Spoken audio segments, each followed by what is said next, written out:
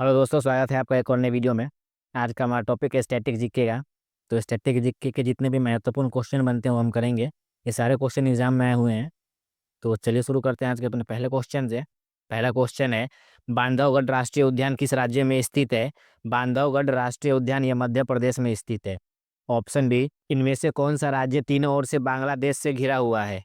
त्रिपुरा तीनों ओर से बांग्लादेश से घिरा हुआ है। त्रिपुरा तीनों ओर से बांग्लादेश से घिरा हुआ है। आगे चलते हैं अगले क्वेश्चन पे। क्वेश्चन है, दो पूर्ण अवधियों तक इनमें से किसने भारत के उपराष्ट्रपति का पद संभाला था? तो ये एस राधाकृष्णन ने संभाला था। ऑप्शन ए, एस राधाकृष्णन ने दो पूर्ण अवधियों तक भारत के उपराष्ट्रपति का पद संभाला था। नेक्स्ट क्वेश्चन है, तुजुक ए बाबरी इनमें से किस भाषा में लिखा गया था? तुजुक ए बाबरी तुर्की भाषा में लिखा गया था। ऑप्शन सी, तुर्की भाषा में तुजुक ए बाबरी लिखा गया था। अगला क्वेश्चन है, राणा सांगा ने इनमें से किस युद्ध में बाबर के विरुद्ध लड़ाई लड़ी थी? राणा सांगा ने खानवा का युद्ध लड़ा था। ऑप्शन बी, खानवा का युद्ध। इनमें से कौन सा राज्य 2011 की जनगणना के अनुसार दूसरा सबसे अधिक आबादी वाला राज्य है? दूसरा सबसे अधिक आबादी वाला राज्य ये महाराष्ट्र है। पहले नंबर पे उत्तर प्रदेश, दूसरे नंबर पे महाराष्ट्र। नेक्स्ट क्वेश्चन है, इनमें से किस देश में सरकार का संसदीय स्वरूप है? सरकार का संसदीय स्वरूप ये न्यूजीलैंड में है। ऑप्शन सी, न्यूजीलैंड में। हिंदू विधवा पुनर्विवाह अधिनियम इनमें से कब पारित हुआ था? हिंदू विधवा पुनर्विवाह इनमें से यह 1856 में पारित हुआ था। Option B, 1856। काकोरी कांड में रामप्रसाद के साथ किसको अभियुक्त बनाया गया था? काकोरी कांड में रामप्रसाद के साथ रोशनलाल को अभियुक्त बनाया गया था। ऑप्शन ए, रोशनलाल को। अगला क्वेश्चन है, न्यायिक समीक्षा की अवधारणा को इनमें से किस देश के संविधान से लिया गया है? न्यायिक समीक्षा ये यूएसए के संविधान से लिया गया है। ऑप्शन ए, यूएसए के संविधान से लिया गया है न्यायिक समीक्षा। अगला क्वेश्चन है, इनमें से किस राज्य समूह से कर्क रेखा गुजरती है? कर्क रेखा ये ऑप्शन बी, राजस्थान, झारखंड, पश्चिम बंगाल और मिजोरम से गुजरती है। पानी में आर्सेनिक की अधिकता से कौन सा रोग होता है? पानी में आर्सेनिक की अधिकता से ये त्वचा कैंसर होता है। वर्गीकरण की सबसे छोटी इकाई क्या है? वर्गीकरण की सबसे छोटी इकाई प्रजातियां है। ऑप्शन सी, प्रजातियां वर्गीकरण की सबसे छोटी इकाई है। विटामिन ए की कमी से होता है, विटामिन ए की कमी से रतौंधी होता है। लौंग इनमें से क्या है? लौंग एक सूखे फूल की कली है। ऑप्शन सी, सूखे फूल की कली। टुंडा जलवायु का इनमें से दूसरा नाम क्या है? टुंडा जलवायु का दूसरा नाम ध्रुवीय जलवायु है। ऑप्शन डी, ध्रुवीय जलवायु टुंडा जलवायु का दूसरा नाम है। इनमें से कौन सा अजैविक संसाधन है? अजैविक संसाधन पानी है। पानी अजैविक संसाधन है। Option D. इनमें से किस भारतीय मिर्च को दुनिया में सबसे तीखी मिर्च माना जाता है? भूत जोलोकिया को सबसे तीखी मिर्च माना जाता है। ऑप्शन ए, भूत जोलोकिया। ब्लैक फॉरेस्ट पर्वत इनमें से कहाँ स्थित है? ब्लैक फॉरेस्ट पर्वत जर्मनी में स्थित है। ऑप्शन बी, जर्मनी में। 1857 की क्रांति में लखनऊ में हो रहे विद्रोह का नेतृत्व किसने किया था?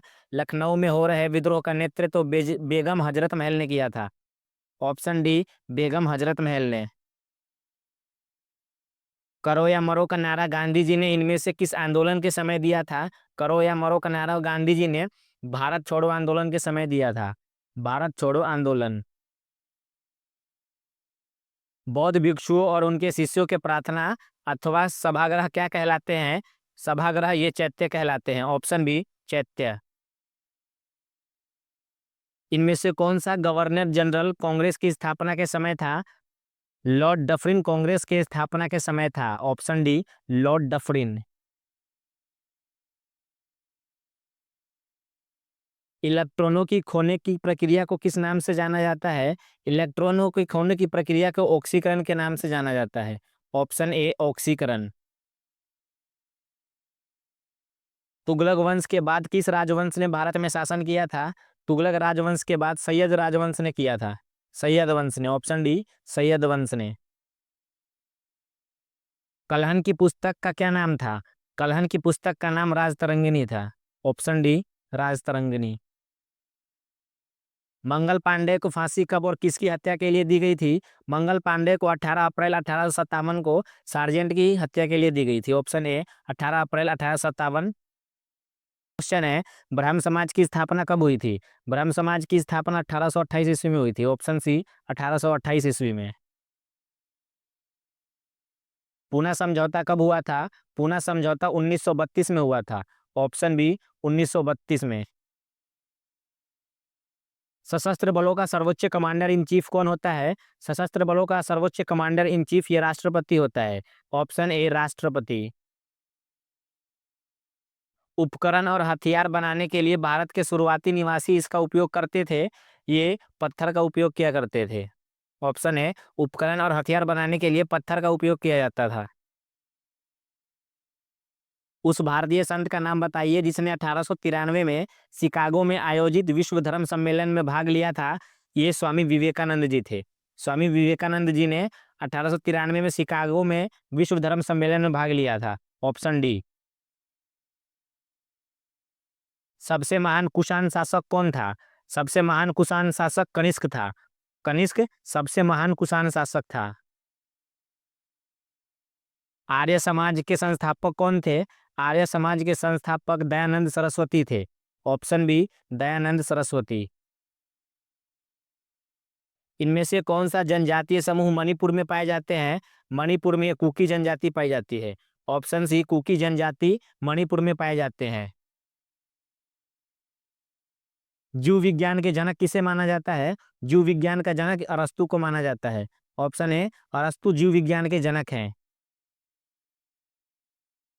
आत्मई सभा की स्थापना कब और किसके द्वारा की गई थी? आत्मई सभा की स्थापना 1815 ईस्वी में राजा राम मोहन रॉय के द्वारा की गई थी। ऑप्शन सी 1815 में राजा राम मोहन रॉय के द्वारा। द्वितीय गोलमेज सम्मेलन में कांग्रेस के प्रतिनिधि के रूप में किसने भाग लिया था? द्वितीय गोलमेज सम्मेलन में महात्मा गांधी ने भाग लिया था। Option A Mahatma Gandhi. Ramakrishna Mission की स्थापना किसने की थी? रामकृष्ण मिशन की स्थापना स्वामी विवेकानंद जी ने की थी। ऑप्शन बी स्वामी विवेकानंद ने। भारत का कौन सा राज्य कुल क्षेत्रफल की दृष्टि से सबसे बड़ा है? राजस्थान कुल क्षेत्रफल की दृष्टि से सबसे बड़ा है। Option C Rajasthan. भारतीय राष्ट्रीय कांग्रेस का प्रथम अधिवेशन इनमें से किस स्थान पर संपन्न हुआ था? ये बम्बई में हुआ था। बम्बई में भारतीय राष्ट्रीय कांग्रेस का प्रथम अधिवेशन संपन्न हुआ था। Option B. आर्य समाज की स्थापना किसने की थी? आर्य समाज की स्थापना स्वामी दयानंद सरस्वती ने की थी। ऑप्शन बी स्वामी दयानंद सरस्वती ने आर्य समाज की स्थापना की थी। भारत के संविधान में बजट को इनमें से क्या कहा जाता है? बजट को वार्षिक वित्तीय विवरण कहा जाता है। ऑप्शन सी बजट को वार्षिक वित्तीय विवरण कहा जाता है। भारत के सबसे उत्तरी भाग से गुजरने वाला अक्षांश है। भारत के सबसे उत्तरी भाग से गुजरने वाला अक्षांश 37 डिग्री नॉर्थ का है। Option C 37 degree north. इनमें से वज्रपात स्थल किस हिल स्टेशन को कहा जाता है? वज्रपात स्थल ये दार्जिलिंग को कहा जाता है। ऑप्शन डी दार्जिलिंग को। नेक्स्ट क्वेश्चन है, भारतीय संविधान के कौन सा भाग अनुसूचित क्षेत्रों और जनजातीय क्षेत्रों के संचालक से संबंधित है? ये भाग 10 संबंधित है। ऑप्शन बी भाग 10। अगला क्वेश्चन है एक सरकार का संघीय या एकात्मक रूप में वर्गीकरण किस आधार पर होता है? तो ये केंद्र और राज्यों के संबंध के बीच आधार पर होता है। ऑप्शन है केंद्र और राज्यों के बीच संबंध के आधार पर। नेक्स्ट क्वेश्चन है, उन केंद्र शासित प्रदेशों के कानून किसके द्वारा लागू किए जाते हैं जिनमें विधानसभा नहीं होती? तो उनके ये संसद के द्वारा लागू किए जाते हैं। ऑप्शन बी संसद द्वारा। आय का अनुमान सबसे पहले किसने किया था? आय का अनुमान सबसे पहले दादा भाई नौरोजी ने किया था। ऑप्शन बी दादा भाई नौरोजी। कवक का अध्ययन को किस नाम से जाना जाता है? कवक का अध्ययन को माइकोलॉजी के नाम से जाना जाता है। माइकोलॉजी कवक का अध्ययन कहलाता है। इनमें से कौन सा अंग निमोनिया से प्रभावित होता है? निमोनिया से प्रभावित फेफड़ा होता है। फेफड़ा निमोनिया से प्रभावित अंग होता है। गांधी जी ने साबरमती आश्रम की स्थापना कब और कहाँ की थी? गांधी जी ने साबरमती आश्रम की स्थापना 1915 ईस्वी में अहमदाबाद में की थी। ऑप्शन सी 1915 में अहमदाबाद में। चित्तौड़गढ़ में विजय स्तंभ का निर्माण किसने किया था? चित्तौड़गढ़ में विजय स्तंभ का निर्माण ये राणा कुंभा ने किया था। ऑप्शन बी राणा कुंभा ने। नेक्स्ट क्वेश्चन है, भारत में और भारत से बाहर क्रांतिकारी आंदोलन में सक्रिय रूप से भाग लेने वाले एकमात्र भारतीय राजकुमार थे, ये राजा महेंद्र प्रताप थे।